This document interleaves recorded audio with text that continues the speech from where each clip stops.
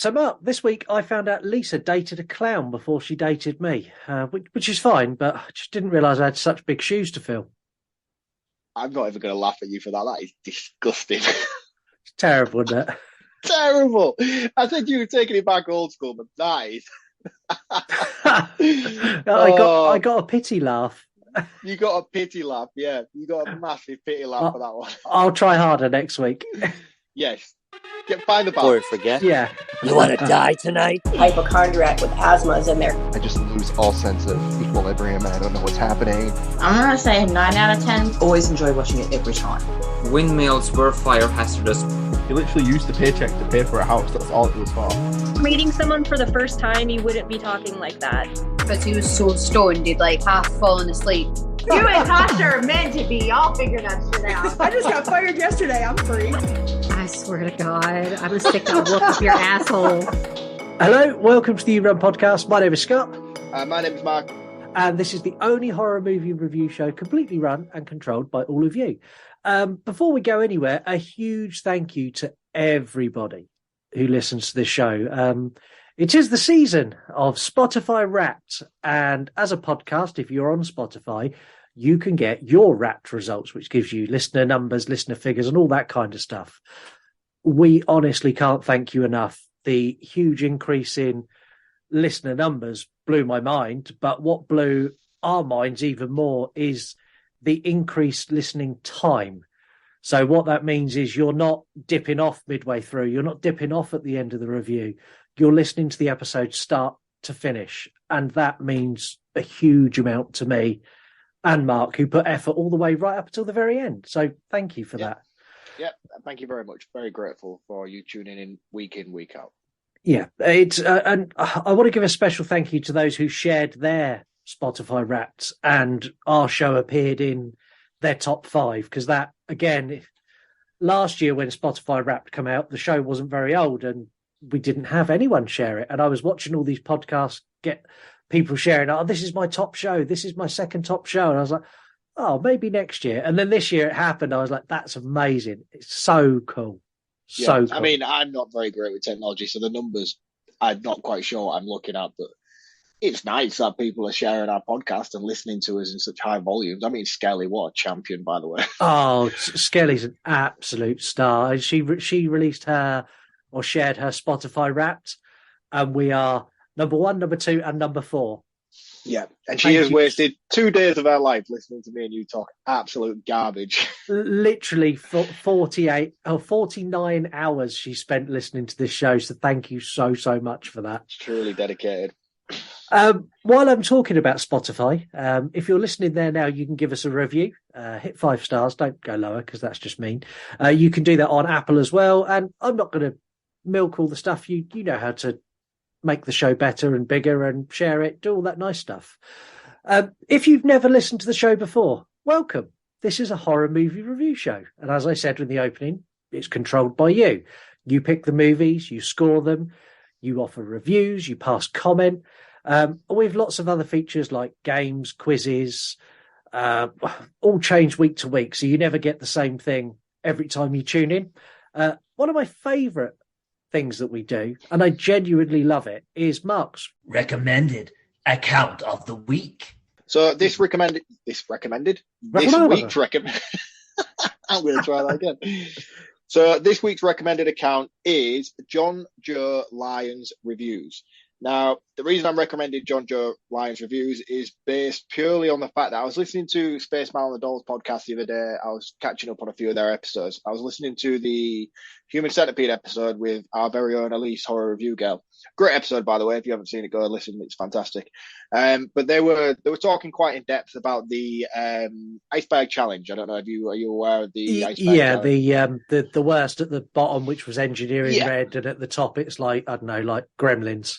Yeah, I mean, I've tackled quite a lot of these on this iceberg challenge, and this isn't any sort of formal iceberg challenge. This isn't ranked by anybody. This is just a meme that somebody's created, and it's basically me and you put our own iceberg challenge out of the films we'd seen and what we would rank best to worst. Now, the things that are on the bottom of this, some of them are quite horrific, but they are not very, very horrific in comparison to what John Joe Lyons Reviews does. This guy literally seeks out the nastiest, the baddest, the most uncut, disturbing stuff you can find on the internet, straight to DVD stuff. He literally lives in this world. I don't know how this guy gets from day-to-day life watching some of the stuff he does. But if, like me, and you are one of those people who likes to seek out what you can push yourself to and what your sort of limit and boundaries might be within the realm of horror, this guy's account is a place to go to, because he will seek out the worst of the worst, and he will give you his very honest opinion about how rank and how vulgar and how repulsive, and whether it's crossing the lines between entertainment and for the sake of just being outright nasty. And he endures it, so we don't have to. There's quite a lot of stuff on there where he's claimed to be some of the worst, and I've not been managed to be able to make it like 30 minutes past some of it. So if, like me, you do have a very curious mind and you do want to see some of this dark stuff, go check out John Joe Lyons Reviews. He's a YouTuber. You can follow him on Instagram. He's got a Linktree account on there, which he could take you to all his other accounts and his YouTube page and all the rest of it. But he's a very funny guy. He's very entertaining, and the way he does a snap cut editing throughout his reviews, it keeps you engaged. And I think there's going to be quite a lot of people out there who listen to this show who would benefit from this, who do like the darker side of horror and have no idea where to start. Go check him out. I'm sure I'll appreciate it. And as always, if you do go through to check out John Joe Lyons Reviews, either on his Instagram or his YouTube, be sure to comment on his stuff and let him know that we sent you there. Yeah, okay. No, it's cool. I'm going to be honest. I'm not going to check him out because that is like not my taste in horror. But if it's your taste in horror, do it. Definitely do it. It's not my particular taste in horror, but it is every now and again. I'll sometimes get that real dark urge to be like, I want to see something that's going to really make me feel dirty. Well, I don't get that. Well, there you go.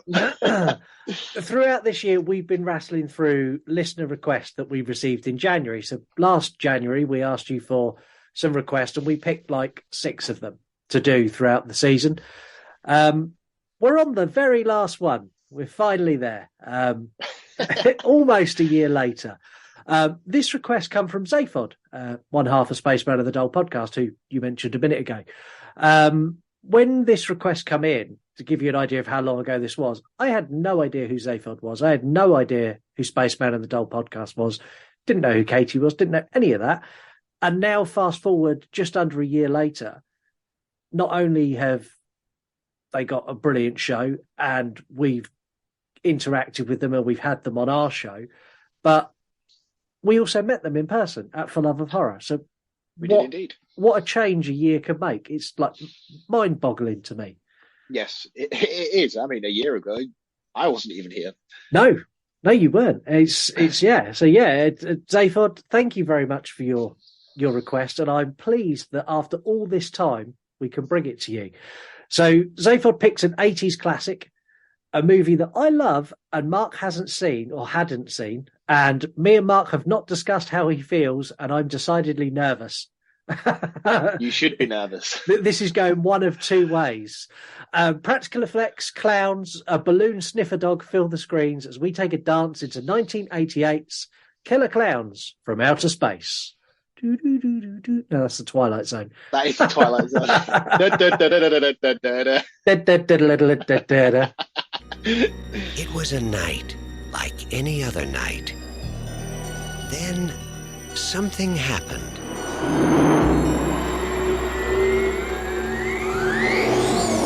You see that? Something different. It's no shooting star. Why here? Why now? Why clowns?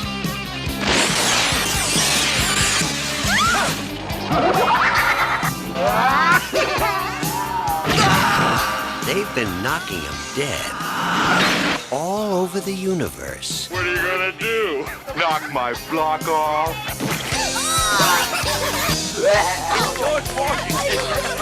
Soon they'll be doing it at a theater near you. Killer Clowns from Outer Space.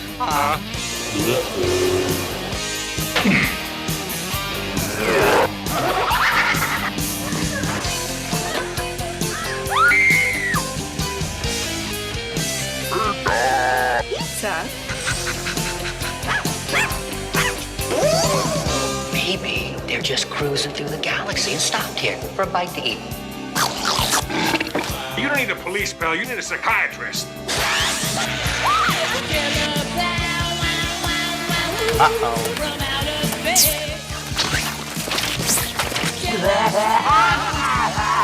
They want to play games? They're messing with the wrong guy. What are you in for? Killer Klowns from outer space. It's crazy. Well, let's open the show, as we always do, with listener scores. They scored this an 8 out of 10. If you don't know how to score the movies, you need to follow us at You Run Podcast, and you do it on our Instagram story. You need to check every day, and periodically movies will pop up for you to give a score out of 10. I really enjoy this movie. I really enjoy it. And I need to know, I just want a yes or a no. Did you like this movie? I have thoughts. Oh, fuck's sake. So the movie begins at Big Top Burger, which is literally the cheapest mobile home they could find, that they drape some flowers and lights off, flags and lights off of. We meet the local cop as he comes out and gets into his car. You can tell this guy is an arsehole from the second he steps out of the burger place. Yeah. I don't like him. He's not said a word. He's not done anything, but instantly I go, I don't like you. No, you can tell he was cast based on his looks alone. Yeah, he definitely was. So he lets a kid cross the road and the kid doesn't say thank you. And honestly, I thought he was going to get out of the car and beat him. He's like, I fucking hate kids. Yeah, he's really aggressive, isn't he? And he just literally crossed the road. I was like, what's your problem, dude? Yeah, and like the kid, when he got on the other side of the road, he went, I hate cops, fucking pigs. It's like his officers like this, so like would give police a bad name. Yeah, it definitely is. We snap cut from here to a late night dogging site. What the fuck? Yeah, I didn't get this. Have you ever been to a communal dogging site in your life, even as a kid, where you go to like make out point, if you will, something stupid like that? I wouldn't want to do it in a car next to like a group of my friends. No, it's not. I've never partaken in dogging, and I don't know anyone who has partaken in dogging. If you're a dogger and you listen, call in.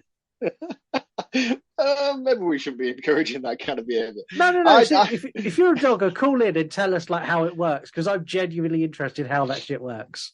See, I've never particularly been in group dogging sessions, but I mean, I passed my driving test and had a car and had young lady friends and taken drives down dark roads. I'm very aware that this is making me sound like a serial killer. So you have been dogging? Not really, because isn't dogging like a shared event? Having never been, I'm not entirely sure. I feel like you're doing this thing where you're saying, I have no idea what you're talking about. Yeah, I've never done this in my life. And as soon as we finish recording, Yeah, as soon as we finish recording, away I go. Yeah. I was like, I don't know. I don't know what to say. So there's all these teens in various cars making out, and like they're not even hiding like in the cars. There's like some of them on top of the cars. It's like an orgy in a car park. Yeah, weird. And then we get the ice cream truck pull up with Paul and Richie, who I'm going to dub the Ice Cream Brothers. These guys are great. Very funny dudes. And what a business model. Rock up at a dogging site and sell ice creams. Everyone wants ice cream after they've got their end away. Exactly. It made me laugh though in this scene where the two girls come out the back eating ice cream. Yeah. And they're eating ice cream in the most seductive blowjob style way, and then complain, "Why have you brought us here? You need to take us home." Like they're literally there for the ice cream. Yeah, exactly that. They're chased off, these two guys trying to sell ice cream, because everyone at the dogging site's not interested in the ice cream, and they throw beer cans at them, and that they have to leave. And they get the level of beer cans that they throw at these dudes is insane. By the way, it's like they have a full-on bin liner of of beer cans. They get showered in them, like literally showered in beer cans. And there must only be 4 or 5 people at this dogging kite, but it's like they have like 12 arms and about 50 beer cans come launching at them all at once. Yeah, and we know for a fact Americans do not drink that much beer. Sorry, American listeners, it is fact. Your beer is weaker and you don't drink as much of it as we do. America! Fuck yeah. Two of the doggers are Mike and Debbie. I'm going to say it now. I have never watched a horror movie with a character that behaves more how I imagine Mark would behave in a horror movie than Mike. This guy is your fucking doppelganger. I was like, I would do that. He is like, every decision he made, I'm sat there going, Mark would do that. Mark would do that. Mark would do that. Yeah, well, he's not going to pay you to know that. I really like Mike. They're kissing and they're starting to get it on this like inflatable, it's like a raft they've got in the back of this dodgy van. And we get a shooting star and Debbie wants to go and investigate. And Mike just goes, yeah, okay. They're not the only ones who've seen the shooting star. A farmer and his dog have too. The shooting star's landed in his garden, and the farmer just so happens to be reading an article about Halley's Comet. He's like, Halley's Comet's landed in my farm. Yeah, he thinks he struck gold. I love it when he leans into the house like to shout at his wife. He's like, honey, I'm going to sort out the comet. You need to make pancakes and stuff because there's hundreds of thousands of people coming. Fucking brilliant. Such a community vibe. Yeah. He runs off and he goes down there with his dog to investigate. They don't find a huge crater as you'd imagine. Instead, they find a big top circus tent. And it's clearly made of steel. And I'm adding this in because it just amplifies how simple the farmer is in a minute. Yeah. So there's this giant, really simple. It's a ginormous tent. And he's walking around it and he's trying to find the ticket booth. And he's telling you, I need to find the ticket booth. Where is the ticket? He's literally spoon feeding you the narrative. It's so bad. It is very on the nose, isn't it? As he's walking around, a hole magically appears in the side of a tent and a 99p fishing net comes out and catches his dog, leaving it's a bandana the dog's wearing around its neck. Oh, I missed that. Was he wearing a bandana? Is that what I must have want to wear at that point? So the bandana falls off his neck and the farmer hears a noise and finds the bandana and then starts like screaming and shouting at the tent. And I'm going to quote one of the lines, which just cracked me up so much. And I'm sorry, Heather, but I did think of the area of the world that you're from. It popped in my head. It's something I could hear Heather saying. And he says, what in tarnation is going on around here? Dude, she's going to come for us, man. If we carry on with this Twilight shit and stuff, man, she's going to take us down. You know that. I know. And then he punches the steel tent. What a fucking idiot. Yeah, in his hand. Oh, brilliant. Not content with this, he then grabs one of the cables, like the supporting cables for the tent, and he grabs hold of it and it electrocutes him. And he hits us with the line, this thing is fucking wired. I'm guessing accents aren't your strong suit. No, they're not. How did you guess? This literally, I was rolling at this point. It's so funny. And this is where we finally get a look at one of our clowns as he just ambles around the corner. What do you think of the look of the clowns? I don't know. It's hard to. I didn't like it. So obviously, I've never seen this film before, and I'm very aware of Killer Klowns from Outer Space. It's hard not to be aware of this film, but I've avoided it for so long because it just looks fucking shit, man. It looks shit. It looks stupid. And I was like, that's just not going to be for me. I know that's not going to be for me. It's just childish, stupid stuff, and I'm just not going to be engaged in it. I'm not going to be able to take the premise of it seriously. So I've just avoided it until I've been forced to watch it for the show.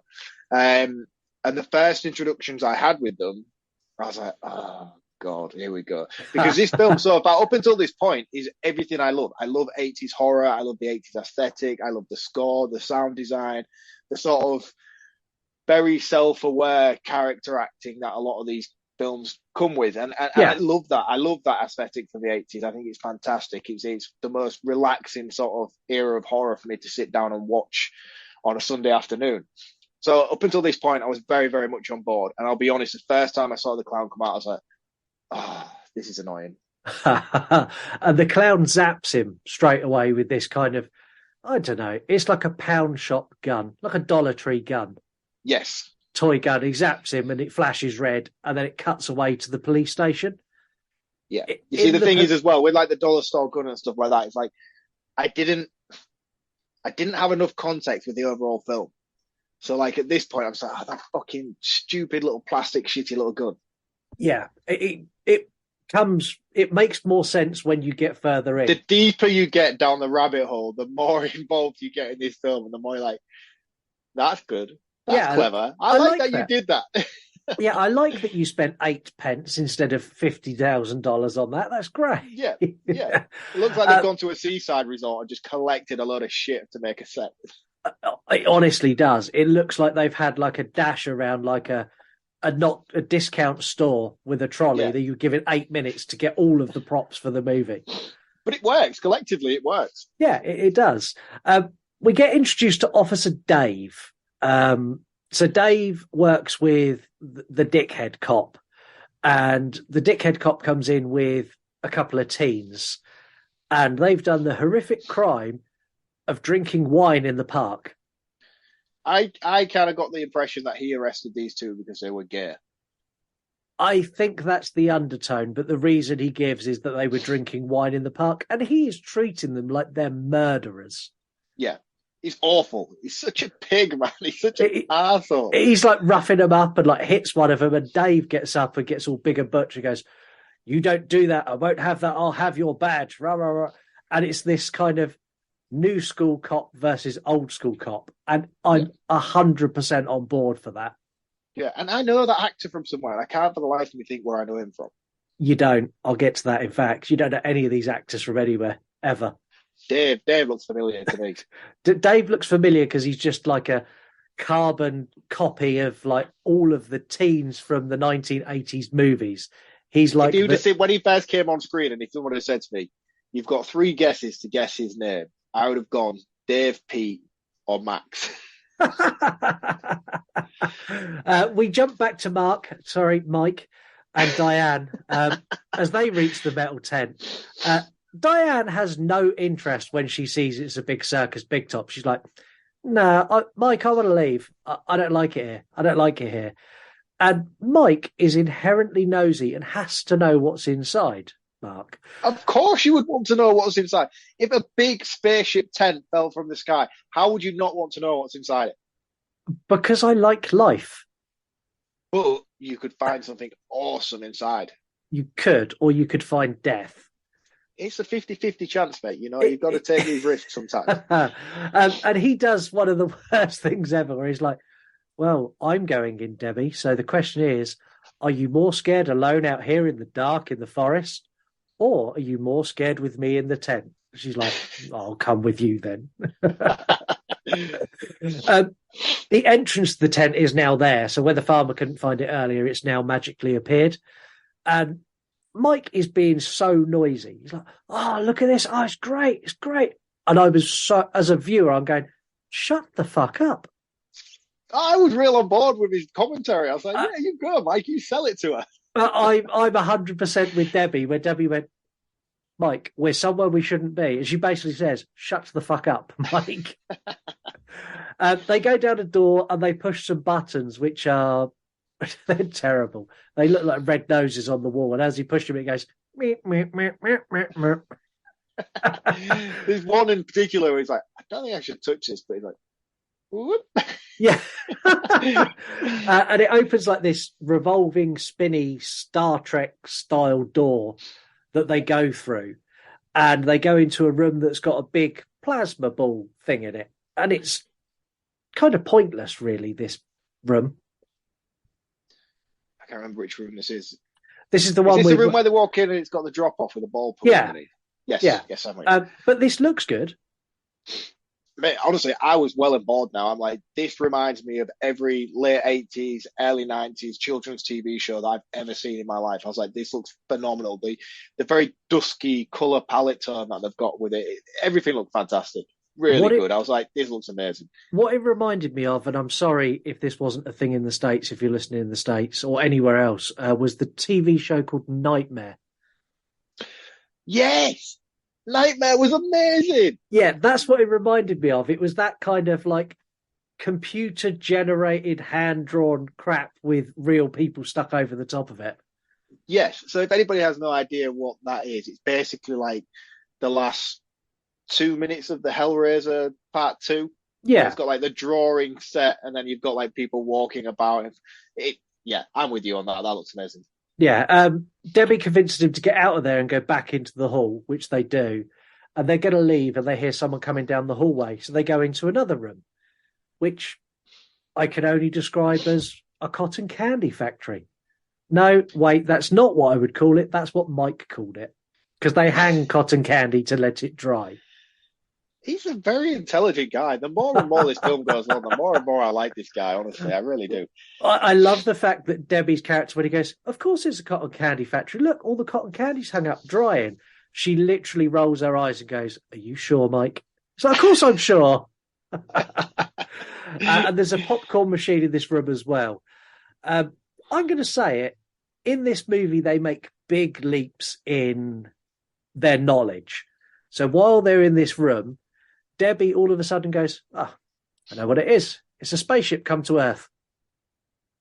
And Mike's like, shut up. Yeah. One of my favourite things about this is the very, it's not on the nose self-aware, but it is very self-aware. Yeah. And I think that's why I enjoyed it so much, because the concept alone is ridiculous and it's a real struggle to get on board with. But because the character interactions throughout make it sort of, as you would say in that situation, you'd be like, fucking seriously, killer clowns?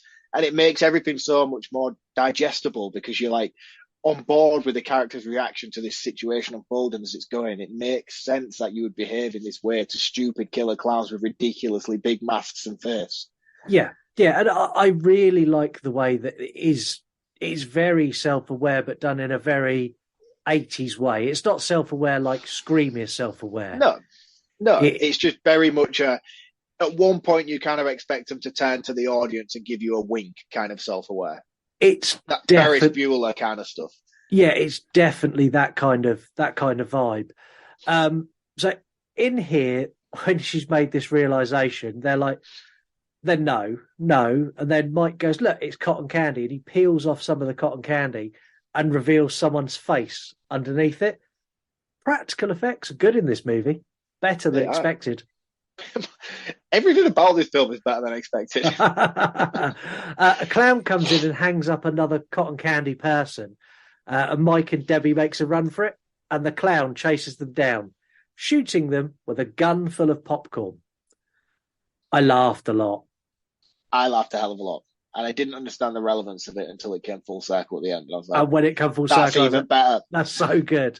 Yeah, I was like, that is the most ridiculous thing. Like, why would you think that would have any importance? And then all of a sudden, like, right at the last 2 minutes, you're like, oh, okay, that's cool.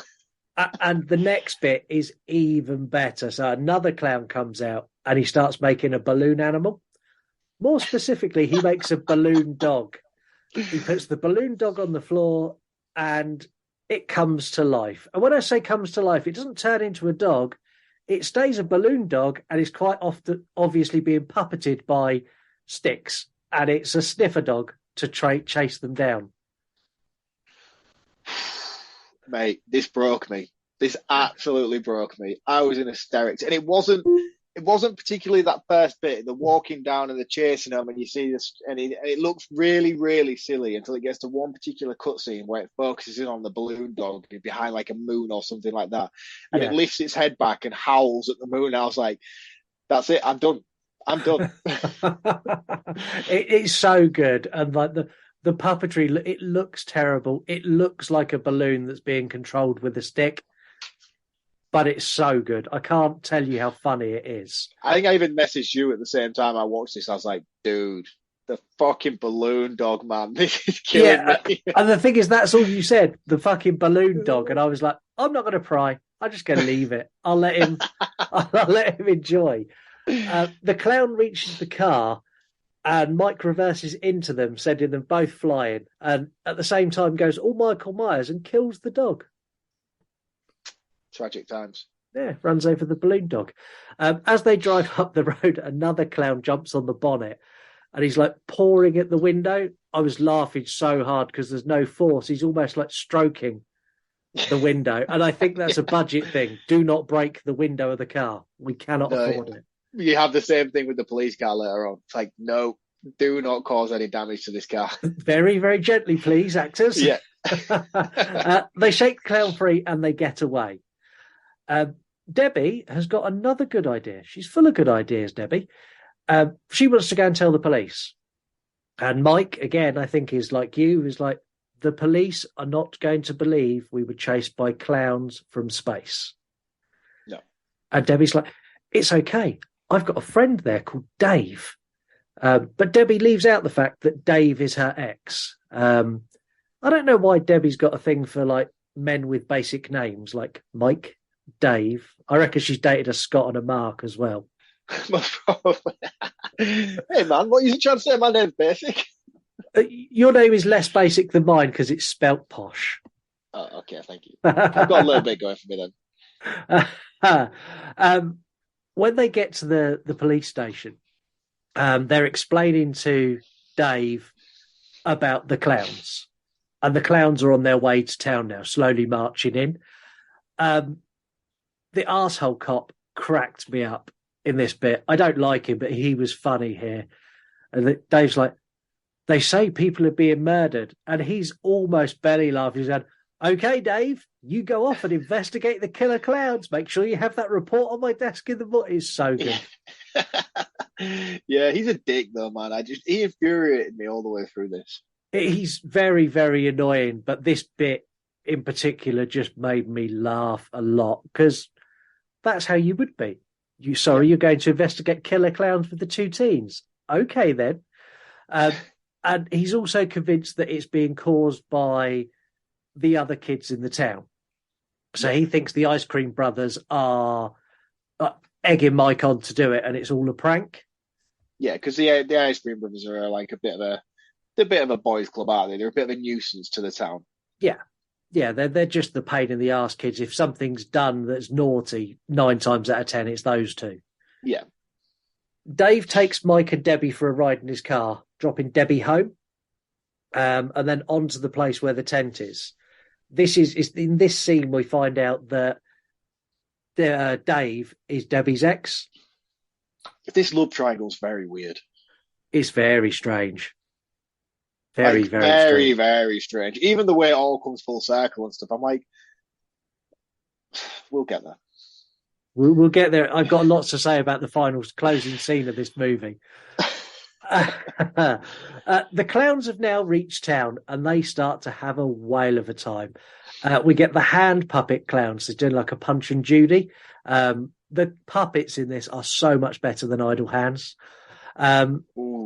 Oh yeah, I'll keep digging at that really bad movie.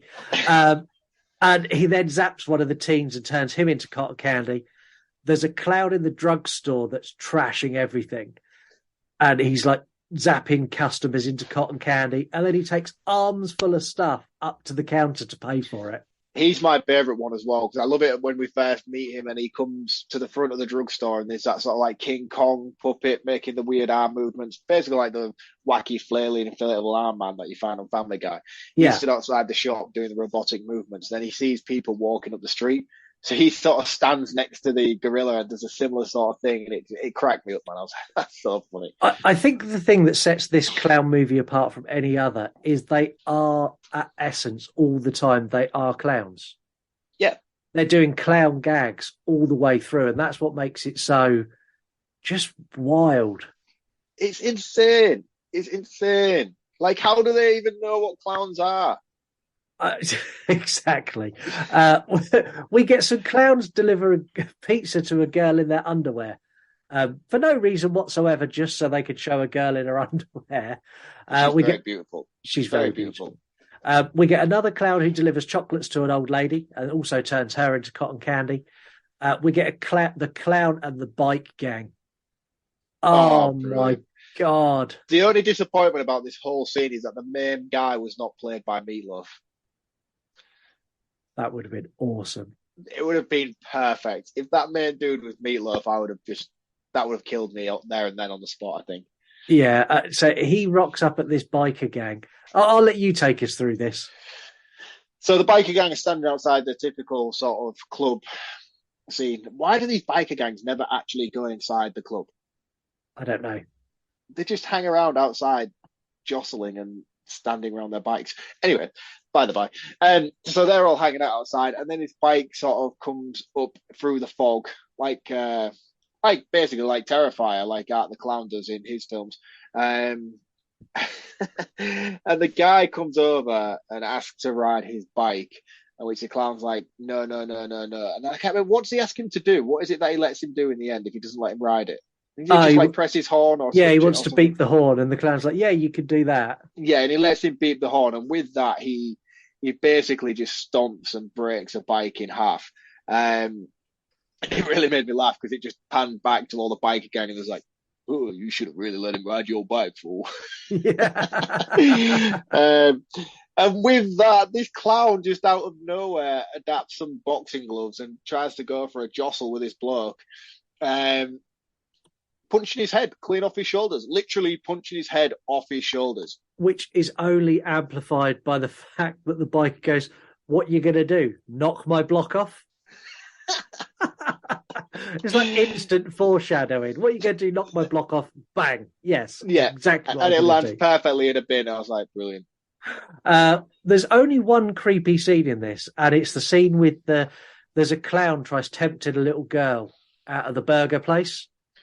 This was weird, man. This took me right out of it as well, because I was like, that's not really cool. Like, it's completely off tone to everything else as well. It took a very, very dark, almost Pennywise the Clown-esque take to it, and I didn't like it at all. Yeah, so basically this little girl's in a kind of, I think they're called like Chuck E. Cheese's in America. It's in some sort of roadside diner, Chuck E. Cheese She's place. in Big Top Burger. Oh yeah, because we all know. Is Big Top Burger actually a thing? I don't think so. It is in this movie. Right, okay, so they're clearly in the well-renowned Big Top Burger. And he appears at the door outside. This girl's mother is clearly distracted, gossiping to her friend. And she wanders off to the window to look at the clown on the outside. And he's luring her with this creepy sort of come-to-me finger. The whole time, this girl's slowly walking to the door. And you see the clown approach the door with like a big wooden mallet behind his back. And he's by far the creepiest looking clown out of all of them as well, I might add. Yeah. He looks horrifying. He's got this big, cheesy, toothy, mauly grin. And just as the little girl's about to go out the door, her mother grabs her and pulls her away and said, oh, something about dessert. How has the mother not seen the creepy clown stood in the doorway with a big wooden mallet, by the way? I have no idea. I did question that myself, but I kind of brushed over it because it's an 80s movie, so it gets a little bit of a pass for things like that. This is the weirdest scene in the film, I think. It's really weird, and it's really uncomfortable as well. It's a complete... So all the way up to this point, it's quite like bouncy and happy. And then this happened. I was like, oh, I don't want you to go this way. Stay bouncy and silly, please. I thought it was going to take a complete tonal shift. I'm glad it's reverted itself back to normal. Yeah, I am as well. Mike and Dave have reached the site with the big top, and it's now gone. And there's just a hole in the floor. And Dave is furious at Mike, like, are you just trying to make a mockery of me? I can't believe you're doing this. And he hits him with the line that just broke my heart, but it made me laugh. He's like, I guess that Debbie likes clowns over stable guys. What an arsehole thing to say. Yeah. On their way back to town, they pop in at the dogging spot. Now, I can't work out if this was a detour and these two went dogging, or that you have to drive through the dogging spot to get to town. We see, I just assumed that they left the dogging spot to go find a comet, hence they would have to pass back through it. That's the road path. But then obviously for me, they would have noticed them at the dogging spot on the way to the tent. Yeah, I think they went dogging. I think their intention was to go dogging on the way back to Debbie, and then That's why you need help, man. That's why you need help. Your mind shouldn't go straight there. When they get there, there's a little bit of cotton candy hanging on one of the cars, and it's the whole site's trash. So Dave gets out to investigate and finds a car like Spider-Man webbed filled with cotton candy and a pair of glasses, and then instantly believes everything Mike has said without question. Oh, you must have been right. Yeah. Again, would you? I mean, it's like it's such this a could quite easily be a setup. You know, this could quite easily be a prank. Yeah, and it is such a leap. And they head back down to town. Back in town, the arsehole cop is receiving lots and lots of phone calls into the police station. And he's like, he still thinks it's the two brothers. He's like, well, I'm not falling for it. And I can't believe they've got the whole town in on it. I know. How far does he think this is spreading? And he even gets a phone call from the guy at the greengrocers, the drugstore, who's put all the clown put all the stuff on the counter. He gets a phone call from him. He's like, he's even himself is surprised. He's like, how are you in on this as well? Yeah, it's like he will not believe that it's real. We get a quick cutscene of a clown in a flying car running someone off the road. This was meant to be the opening scene of the movie, and it was meant to have a massive explosion. But it all went horribly wrong, and the car just kind of careered off the edge, and they lost one of the guide wires, and they decided it would look terrible at the start of the movie, so they just threw it in an extra scene later. So I think they made the right call as well. Yeah, I think it's a kind of film where you need breaking in slowly, like I was. Yeah, so the guy they find in the cotton candy at the very beginning? Yes. He was the guy driving the car who gets run off the road. So that was originally going to be the storyline, that it was him. But they didn't go with that because their special effects went horrifically wrong and they couldn't afford to reshoot it because they trashed the only car they had. Yeah, I think it works better this way with the character introduction first and then the introduction of the comet. Yeah. We go back to Debbie now, and Debbie's at her house having a shower. Now, based on the year this come out, I was astounded there was no boobs in this movie. Absolutely gobsmacked there was no boob shot. I was geared up, ready for it. I was like, yes, I'm ready to see this. Yes, boobs, but no, there was none. Instead, we got some popcorn falling on the floor and into the wash basket. As she gets into the shower, the popcorn starts making almost like gremlin gizmo, like noises. Man, when it crawled across the floor, I was like, that looks insanely good. How did they do that? I've literally next thing in my notes, the popcorn crawling across the floor looks incredible. I don't know how they done that. How the hell did they do that? Because that's not stop motion. It looks like a little robotic popcorn. I'm like, that is incredible practical effects. It really, really, really good. I mean, hold up today quality practical effects, that popcorn. I think I might have even rewound that a few times and been like, I can't figure out what's happening here. I can't figure out, because usually with stop motion, you can tell it's stop motion because of the break and the start. It was so fluid. It definitely wasn't stop motion. And I don't know, man. I don't know. Is this a Jim Henderson thing with these puppets, by the way? It looks like Jim Henderson. No, it's not. Not Jim Henson. I'll get to that in facts. Just as a note, it's 39 minutes into the movie when Debbie gets in the shower. I'll come back to that, but 39 minutes in when she gets in the shower. I was going to say, that sounds like you're making a point because this has relevance. It has relevance. It has relevance shortly. Mike and Dave are now in the town and they spot a clown doing shadow puppets on the wall for the people waiting at the bus stop. This scene is ridiculous, but it's funny. So I kind of knew where it was going as well. Yeah, he does a bunny, then he does a troop of soldiers in a boat, and then he turns into a T-Rex and eats all the people, or the shadow eats all the people. The thing that kept breaking me, though, the thing that was making me howl, I think at this point I literally had tears rolling down my eyes, is these mass intricate rabbits and all these crazy things that most normal actual experts at shadow puppetry would be able to muster. And then it pans back to this clown that's got three fingers that look like thumbs. And I was like, this is just, and you can see the clown just sort of going like that. Just wiggling his fingers. It's just wiggling his stumps. And I was like, oh, this is hilarious. So Mike and Dave are watching this, and Mike wants Dave to go and shoot him to start with, and Dave's like, no, we're going to watch, we'll see what happens. When he eats all the people, Mike freaks and like slings his leg over and hits the accelerator, and they drive straight towards the clown, which jumps up into the sky like Superman and flies away. Can we assume that these clowns can fly? I'm assuming they do, because he did not come back down. No. So yeah, he can fly. One of the funniest scenes in the movie, Dave calls in to the arsehole cop to tell him what's going on. This made me laugh so much. The arsehole cop went, "You're in it as well, Dave. I can't believe this. You're all after my badge. This just isn't happening. Fuck you. Over and out." And just hung up the radio. I mean, he's sweating profusely. His phone's ringing up to no end in the police station, and he's clearly getting it from both barrels.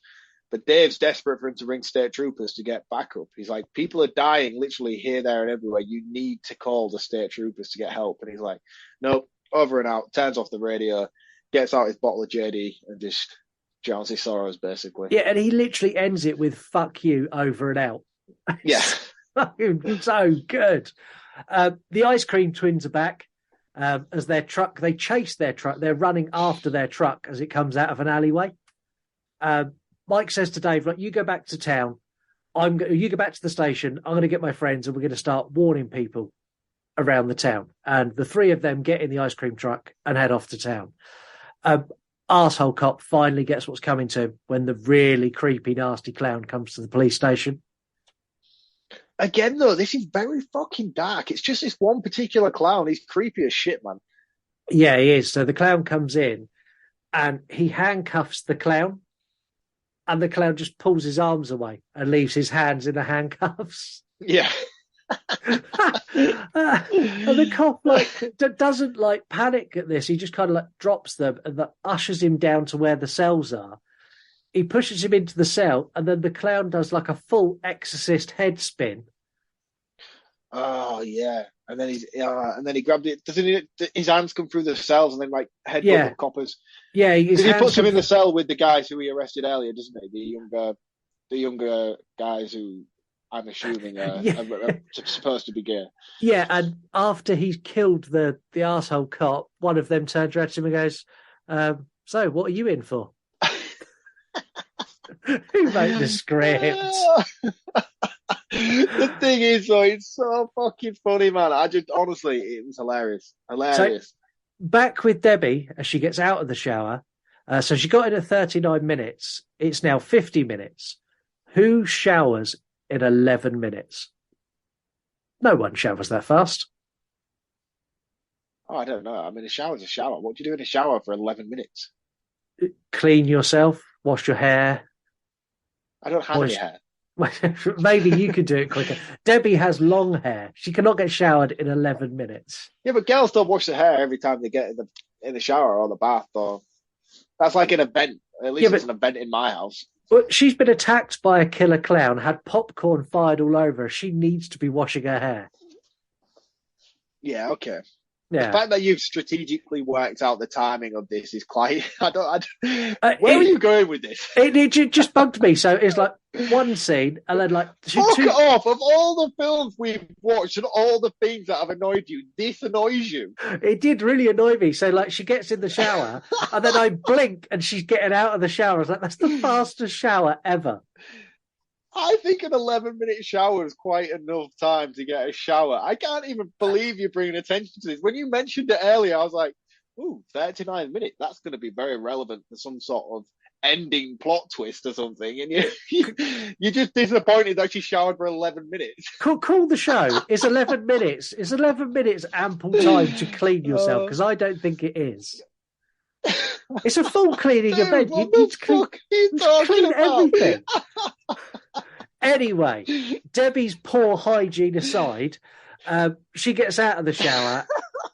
I've broken you. You back with us? Yeah, I think so. Yeah. She gets out of the shower, and the popcorn from earlier has turned into... what have they turned into? You describe these. I don't know how to describe them.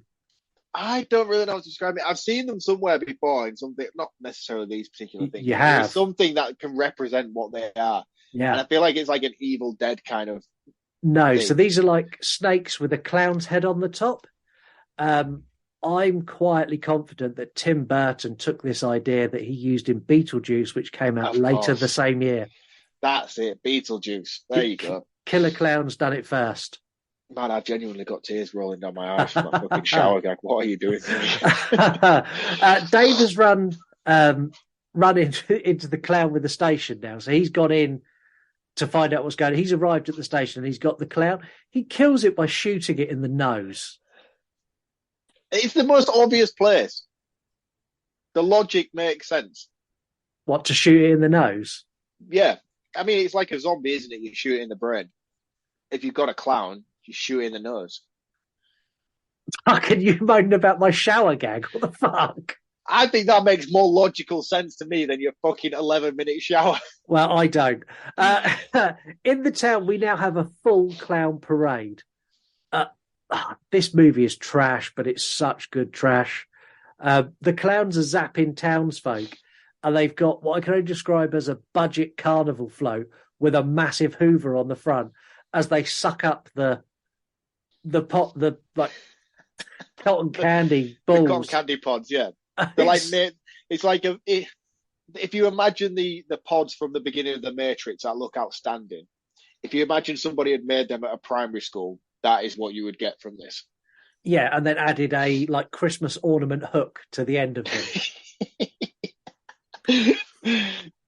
We get a car chase, which is Mike and Dave are chasing Dave is chasing the police, and Mike and the two ice cream brothers are chasing Dave, and then they end up. Yeah, but that's because the clowns have come and kidnapped Chrissy. Is that right? Yeah, they've come and they come and got Debbie. And for some reason, they didn't turn Debbie into cotton candy. Instead, they turned her into a balloon. Why do they put her in a balloon? I have no idea. Maybe she's saved for a different purpose. For a plot convenience, maybe? Maybe they put her in a balloon because her fucking hygiene's so bad. They didn't want to eat her. The thing that made me laugh, though, is that the guys, they all burst into the thingy, and then she goes to jump out the window, and there's like a load of clowns there with like the smallest trampoline ready for her to jump out and catch her. Yeah. And I don't know how I skimmed over that, but they all have a car crash. But again, they make this massive leap in knowledge where they go, it's fine, we don't need to chase them. We know they're going to the carnival. Yeah. How? How do you know they're going to the carnival? Where else are fucking clowns going to go? You and Mike, I swear, the same person. At the carnival, the clowns arrive and the security guard kill is the best kill of the movie.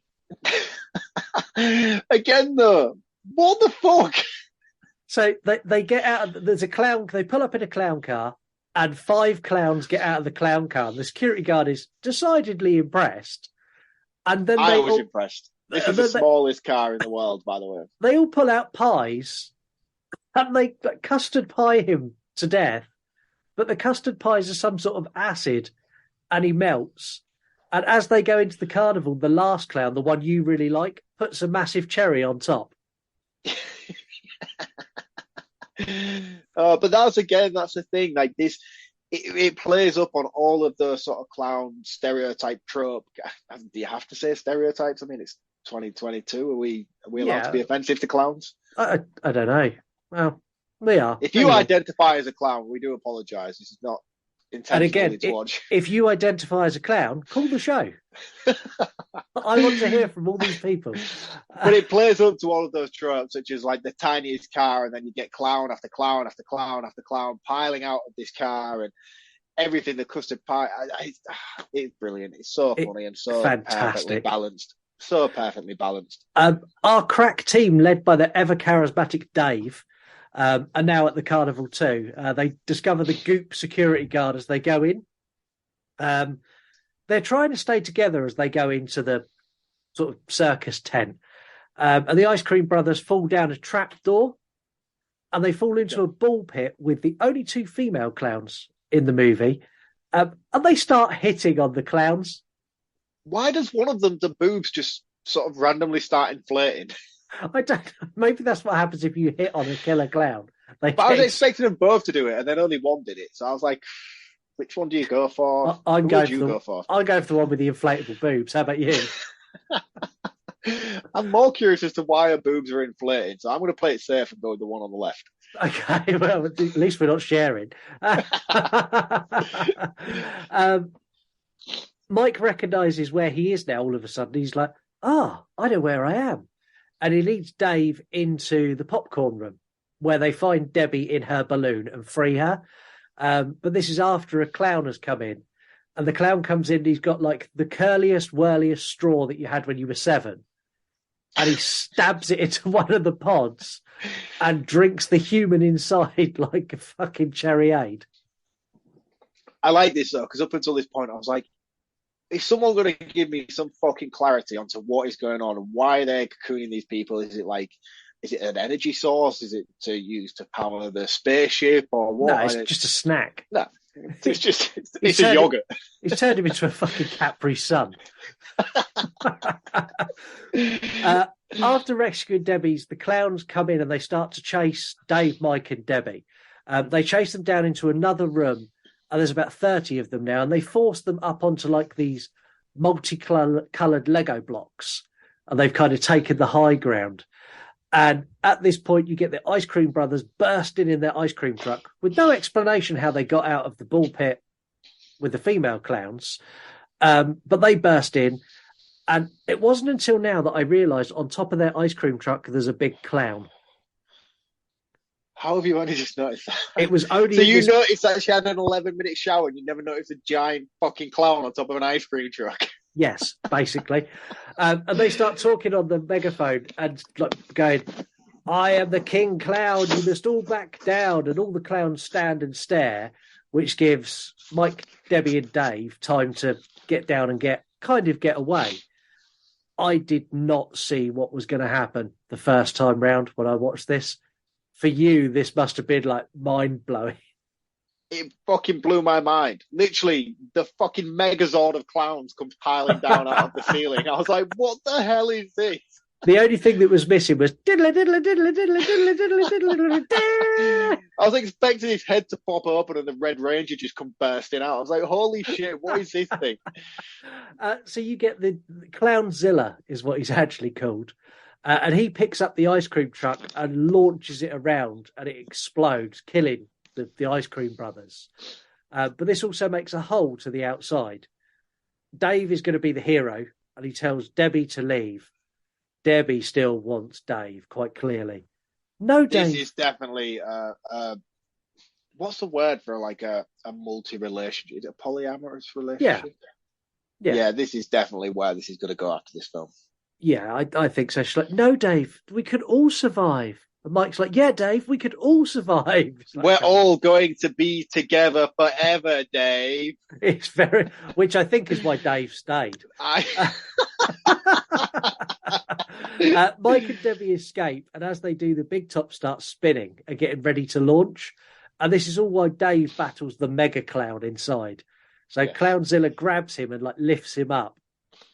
And Dave manages to reach his badge, and he just uses the pin for the badge to pop this fucking ginormous clown's nose, which not only causes the clown to explode, but the entire spaceship into a full-on 4th of July fireworks display. Oh, it's the most underwhelming final boss fight I've ever seen. It's like literally he just goes pop, and it even makes like a pop noise as he does it. After the big explosion of the fireworks, a clown car crashes to the floor and out emerges Dave. Debbie and Mike run over and they all hug each other in a very overly loving way. It's a very weird embrace. A very weird... Oh, dude. It's weird. What the fuck are they doing? Like, that's his ex. Those two hate each other and now they're all going to get a shared accommodation. They're stopping at the dogging site on the way home, 100%. Just for good measure, the Ice Cream Brothers pop out of this truck as well, because they're fine. How convenient, by the way. The movie ends with Dave, Mike, and Debbie looking at the stars, and Debbie says, "Do you think it's over?" And again, another line that would have come straight out of Mark's mouth. Yeah, I'm pretty sure it is. At this point, I'm fucking pretty sure it was as well. And then they get pied. All get pied. Credits roll. Bravo. Bravo, Killer Clowns from Outer Space. I fucking love you. I am amazed this hasn't had a sequel. And I was even more amazed when I looked into the facts. So a sequel for this movie has been attempted numerous times, but they've never managed to get it off the ground properly. This movie cost $2 million to make. It grossed $46 million. Wow. Over the 4 years after its release. Flopped at the cinema, was a huge success of the VHS market. Ginormous success. Man, I've seen this everywhere. I think every house I grew up in as a child, every house I went to as a friend or an auntie or an uncle, someone had a copy of this. Yeah, this is like the most seen VHS during the 90s, 100%. Clownzilla was going to be stop motion, but they didn't have enough money, so they went with a giant suit instead. And in my opinion, I think it looks better. Yeah, it's basically like an episode of Red Dwarf. It looks fantastic. The ending was changed to allow Dave to survive. So in the original script, Dave didn't make it, but the studio didn't want such an upbeat movie to have such a somber tone to finish it, because they intended to make more. I'm kind of glad Dave survived. Not necessarily because I wanted to see him in a sequel, but just like you say, because of the tone and the balance of the film, I expected him to somehow come down floating on a pie, and the Ice Cream Brothers to follow suit as well. So when they did come out of the truck at the end, it was like, how convenient, but also like I wasn't very surprised that they were there as well. You will head to Google, but all the listeners need to as well. Go and search for the deleted scene from Killer Klowns where Mike, Dave, and Debbie kick the shit out of a killer clown, leaving it broken and busted on the floor.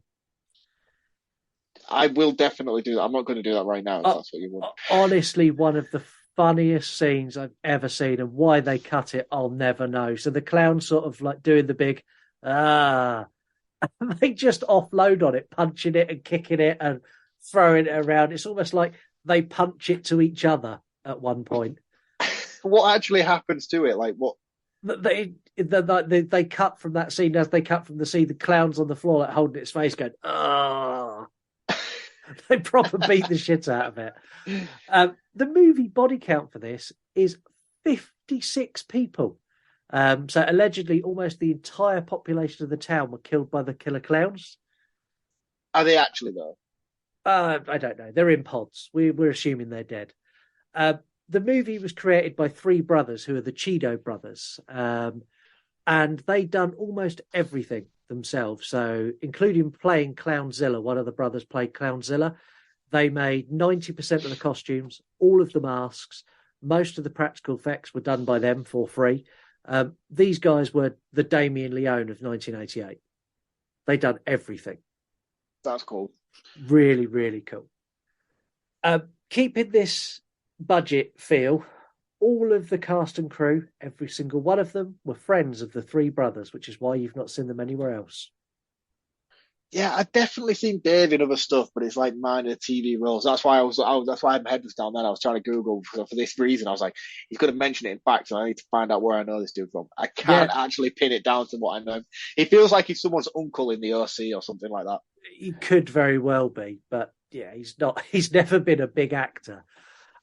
My final fact for this is the Cheeto brothers worked on the visual effects for Ernest Scared Stupid. Have you seen that? No, I haven't. I'm not very familiar with Ernest, but I know it's a big thing across America. Yeah, so Ernest Scared Stupid is they have trolls that come after Ernest and the townsfolk.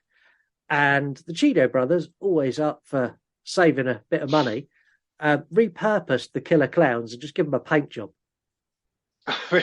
So they are the killer clowns, exactly as you see them in this, but painted to look like trolls instead. That's cool. So good. Before we get into three-word review, don't forget to contact the show. You can call us by doing that on our website or in the link that the episode you're listening to. You can send me an Instagram voicemail. You can also contact us through our website. You can send us an email, DM, however you want to communicate with us, do it, because me and Mark both like talking to people about horror. Yeah, and I'm going to chime in. I don't usually chime in this section each episode each week, but I'm going to actually chime in. There hasn't been a lot of beef or people coming at me since the Buffy episode. So if you need me to stir some shit up again, just so you'll interact with the show, I will do that for you. I will take down your favourite beloved character and I will destroy it if needs be. But please, come at me. Let me know. Just remind people how you feel about Buffy the Vampire Slayer. That'll be enough. We haven't got the time, mate. We really haven't got the time. Zoinks! 3-word reviews, man! You had so much to play with this week. You've got Voices from the Mausoleum. So much fun. That's Angel, and we all know Angel. Her stuff's amazing. Go and follow her on Instagram, TikTok, and YouTube. Nerdy Dad, 42, 42, 42. Do not remake. Thoughts? Yeah, 100%. Don't touch this. Sequel? No, don't touch this. Just leave it. Just leave it. There's a game coming out. Yeah, I've seen the game. Yeah, awesome. I haven't seen anything about it. I just saw like a bloody disgusting or something like that article saying that there's a game coming out in similar vein to sort of like the Jason ones and the Friday the 13th, the Leatherface ones we've had coming out recently. I read like a synopsis on it, and the idea is exactly like the movie. You come down to Earth, you've got a team of clowns, and the idea is to get all the townsfolk into your ship and leave before you get killed. Cool. Great. Really, really good. Nerdy Dad is a toy photographer and a film nerd. Macabre Matty, good, wholesome fun. The Plagueis, this one made me laugh my arse off. Pennywise origin story. Not quite. I can see why you would go there. He's an alien. Was Pennywise on this ship? Is this Dairy? We just don't know it. And Pennywise didn't end up. Pennywise was off the ship when it blew up. Yeah. Oh, that would be so cool. Someone make that edit for us, please. No, I don't want to see that. Leave that alone. Rob, the 80s horror lover, mind-blowing fun. And Chunky Larry, Creature Pod. Fucking hell. His 3-word review raised more questions that I don't even know if I want answered, but he went with Made Me Come. At what point, Larry? What point did this movie make you come? Maybe the contemplation of an 11-minute shower scene. Maybe he likes bad hygiene. 11 minutes is enough time to get a shower, man. For fuck's sake. It is not. The final one we got. So do you remember a little while ago, we done a recommended account and I said people could message you and be the recommended account. And I brought up an account. I went, unless you're called like Kittens Mittens, then don't bother because it's not relevant. So I got a message about a week after this show from Kitten Mittens 42 on Instagram that said, don't say my account isn't relevant. Also, thank you very much for the shout out. Kittens Mittens has now gone one step further and given us a 3-word review. So thank you, Kittens Mittens. Oh, welcome to the family, Kittens Mittens. We always have a place for you. And they've gone, we'll activate chlorophobia. And this definitely will. If you've got a genuine phobia of clowns, this movie is a wide pass for you. I think the fact that I didn't find them intimidating is because I don't have that sort of fear. It's not something that's... I don't know. Pennywise is scary to me, but these guys, never. Not so much. I did attempt to make you mad with a meme this week, and you all agreed with me, so we're going to skip that. Oh, you failed! Miserably failed. So I done a picture of Art the Clown, and it said, I am now king of the clowns. And then below it, I put the killer clowns, and they went, hold our beers. And every single comment went, yep, 100%. Killer clowns rock. Love killer clowns. Oh, that's fucking brilliant. I don't know why you would expect a different outcome to that. I don't know. Massive flop. I apologise. This movie is 80s trashy horror at its absolute peak. It's as good as it gets. It's fun, it's weird, it's wild, it's strange, it's so entertaining. The use of clowns actually as clowns that kill people is so good and unique. Practical effects are great. given the budget for this, the practical effects are outstanding. There's not much to say about this movie. It's utter shit, but I really, really enjoy it. And if I can, I'll force others to watch it. It's an 8 out of 10. Solid score. And for me, I'm going to start this off by saying, if like me, you have spent your entire life being very aware of this film and hating on it and not giving it any attention for the reasons that I probably did, and I was like, that looks fucking stupid, or the acting looks terrible, or the whole premise and idea of giant clowns coming from out of space to kidnap people into cotton candy looks absurd. You're absolutely fucking right. It is all those things. But collectively together, it just works. It just works so well.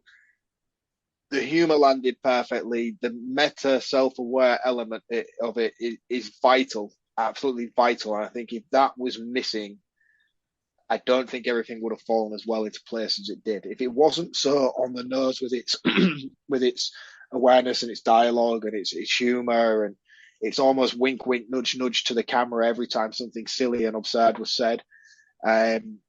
The casting, I didn't have any fault or any problems with the casting. It's very 80s.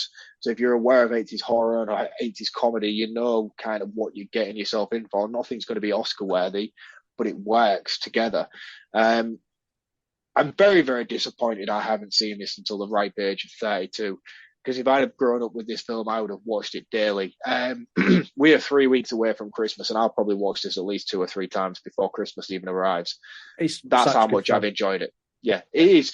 It's hilarious. It really, really is. And I'm so disappointed in myself for not giving this the time it probably deserves. And that just goes to show that no matter what you preconceive of a trailer or an image or a still shot that you see of any sort of film, if you think that's not going to be for you, watch it anyway. Yeah. What are you going to lose? What are you going to lose? Do you know what I mean? Because I have spent nearly 20 years knowing and being aware of this film and not paying attention to it. And now finally watching it, I've been like, that was fucking awesome. That was one of the most enjoyable hour and a half I've had in a very, very, very long time when I'm watching films and watching horror and stuff like that. I haven't really laughed my ass off and enjoyed a film as much as I did with this. So for me, I mean, yeah, it's 80s. It's not perfect. It's got its problems. But it's a fucking roaring good time. And it's a 4.5 out of 5 for me. Yeah, good scores. Well deserved scores. If you want to watch this and you're in the UK, it's on Apple TV and it's also on MGM, which is a feature on Amazon Prime. You can get a 7-day free trial. That's how I watched it.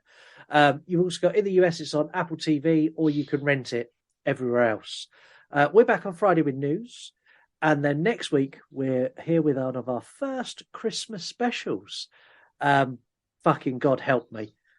For the first time ever, me and Marc are going to be joined by Elise, Horror Review Girl, who you know is the co-host from YouTube, and the co-host from True Crime, Heather.